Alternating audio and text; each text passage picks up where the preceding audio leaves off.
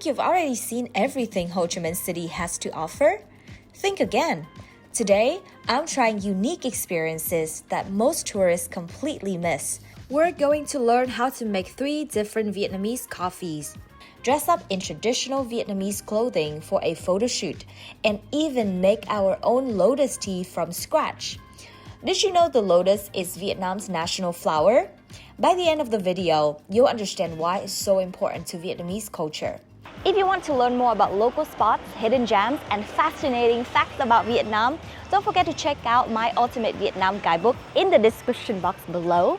And now, let's start with one of the most iconic Vietnamese coffee, cà phê trứng, the egg coffee. Vietnamese egg coffee was invented by Nguyễn Văn Giang in Hanoi in 1946 during a milk shortage, using whipped egg yolk instead of milk. That sounds strange, right? But trust me, it's very good. First, you put about 25 grams of Robusta coffee in the fin filter. Give it a little shake to balance the coffee, then brew it for a couple of minutes. You can use this fin if you want to have a coffee party for 10 people.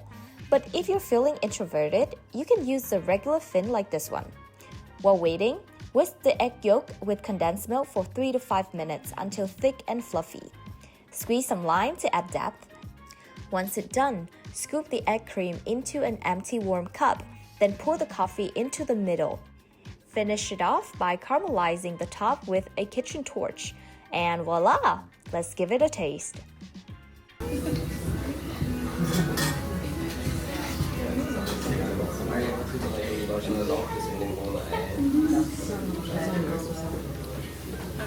Have you ever had a coffee before?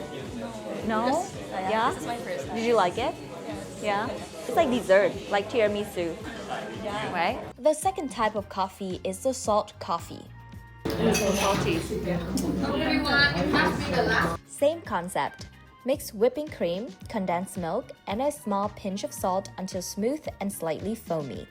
Pour the coffee into a cup, then top with the salted cream and cocoa powder. Stir slightly or drink in layers.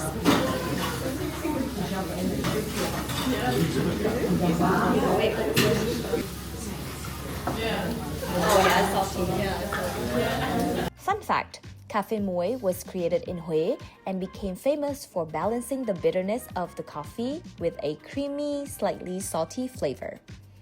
Last but not least, one of my favorite coffees is the coconut coffee. Super easy to make. You just need to blend coconut milk, condensed milk, pour the blended coconut mixture into the glass, and add the coffee on top and serve cold. It is so yummy. And this is my hand after drinking 3 cups of coffee this morning.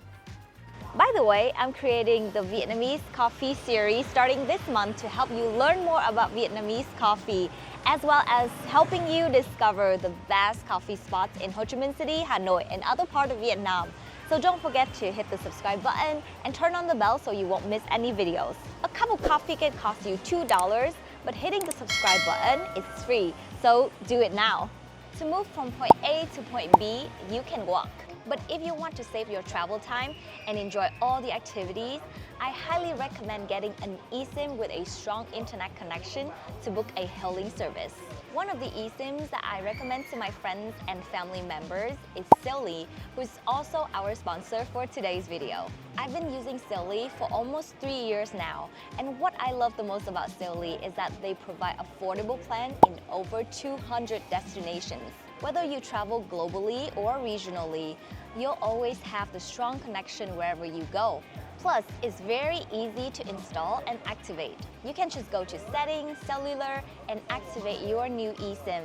After a few seconds, your eSIM is activated and ready to be used immediately. With Silly, an eSIM can be only installed once. Plus, having an eSIM can save you a tons of money on roaming fees.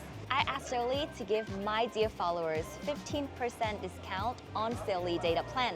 Download Silly at silly.com/pho and apply the code PHO, P-H-O at the checkout. And you'll thank me later. Now, let's move on to the next activity. When coming to Vietnam, you definitely need to take photos in traditional Vietnamese clothing. The beautiful dress I'm wearing is called áo dài, and there are styles for both men and women.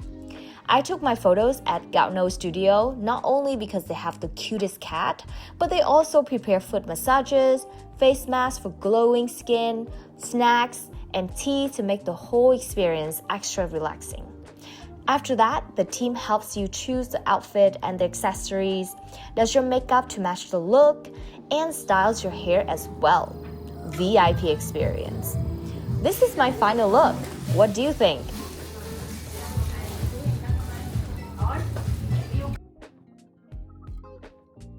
So I just got my hair and my makeup done. We're moving to the destination to take some outside picture, and I'm with the team right now. This is Minh Thư. This is This is Tiat. Thiện An, right? Yeah. And then Kathy. Katie or Kathy? Katie. Và anh lái xe. And a driver just spoke Vietnamese. Okay, are you guys ready? Ready. Come on, louder. Are you guys ready? Ready. Did you guys eat breakfast yet? No. Okay.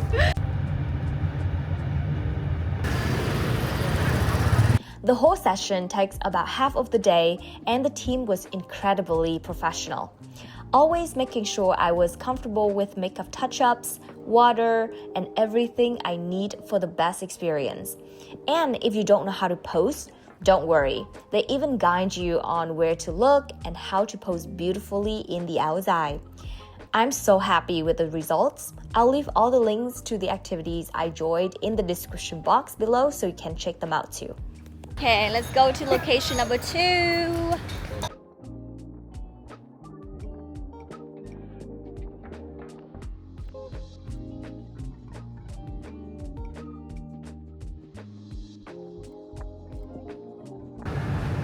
Move forward. Yeah, very good. 1, 2, 3, come. Very good.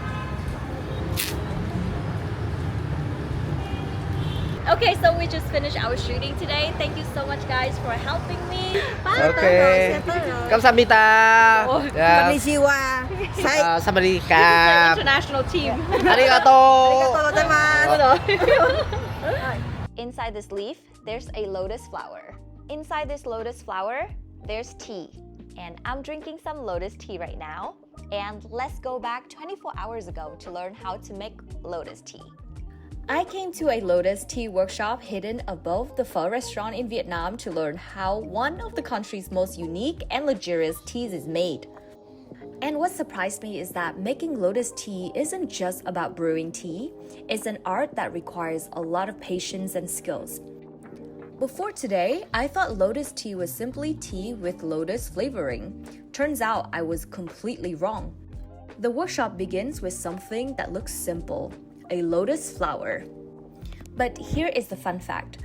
The lotus is Vietnam's national flower and is deeply connected to Vietnamese culture.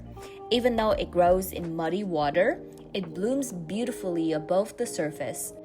That's why many Vietnamese people see it as a symbol of resilience, purity, and rising above challenges. Another crazy fact is that the authentic lotus tea is extremely time-consuming to make. Some traditional teas are scented by placing green tea inside fresh lotus flowers overnight, so the tea can absorb the natural fragrance. And for the premium lotus tea, workers have to collect tiny lotus stamens by hand. Sometimes, thousands of flowers are needed for just 1 kilogram of tea. That's one reason authentic lotus tea can be surprisingly expensive. Now it's my turn. I'm giving fresh lotus flowers and tea leaves, and honestly, I thought it would be easy. It wasn't. The process requires carefully opening the flower without damaging the delicate petals. Every movement feels like I'm performing flower surgery. As I start working, I realize why lotus tea has been considered a luxury for centuries. It's incredibly labor-intensive. There are no shortcuts if you want the natural aroma.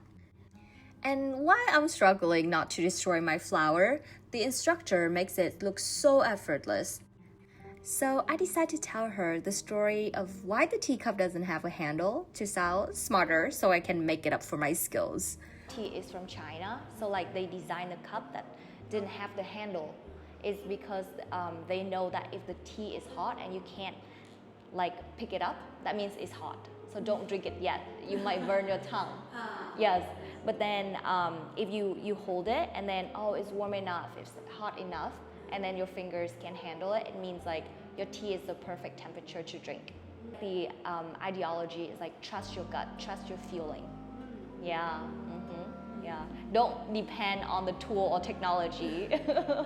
Trust your feeling.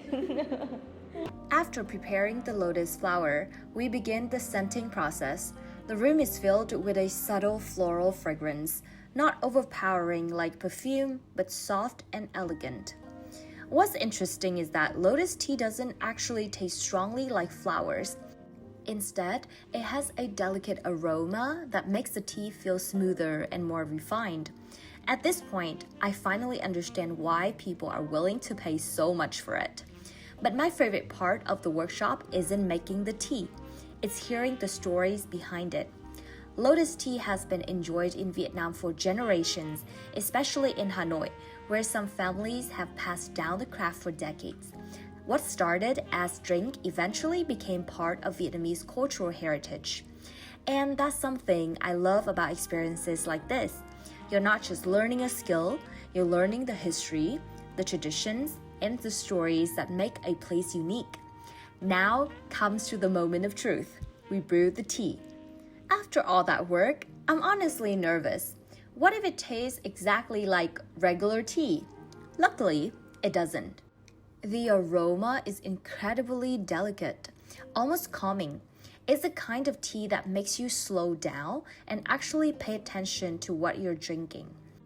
And knowing how much effort went into every cup somehow makes it taste even better. So if you're visiting Vietnam and looking for something beyond food tours and sightseeing, I highly recommend trying a Lotus tea workshop. Not only will you learn about fascinating tradition, but you'll also gain a whole new appreciation for what's inside a simple cup of tea. And next time you see Lotus tea on the menu, you'll know there's an incredible amount of craftsmanship behind every sip. This is only part 1 for the unique things to do in Ho Chi Minh City. Make sure you subscribe for part 2. Thank you for watching, and I'll see you guys in the next videos. Bye bye!